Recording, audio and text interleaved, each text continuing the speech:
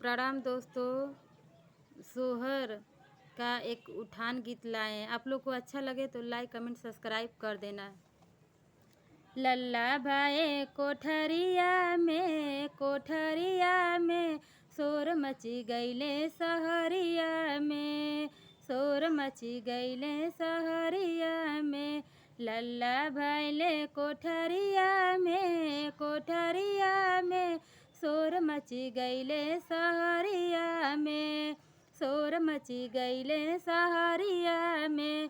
सासू जो आई देवता मनन को, सासू जो आई देवता मनन को। सासू बेदी दूंगी बरैया में शोर मची गईले सहरिया में। बेदी दूंगी बरैया में शोर मची गईले सहरिया में। लल्ला भाई कोठरिया में शोर मची गईले सहरिया में।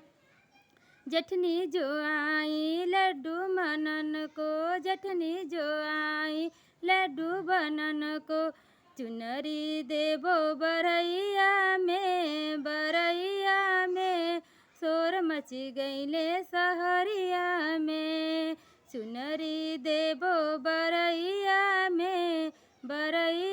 में शोर मची गईले सहरिया में। लल्ला भाई कोठरिया में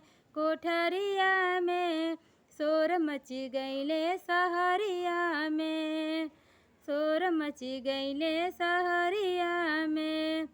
ननदो जी आई कजरा लगन को, ननदो जी आई कजरा लगन को। कंगना देबो बरैया में शोर मची गईले सहरिया में, शोर मची गईले सहरिया में।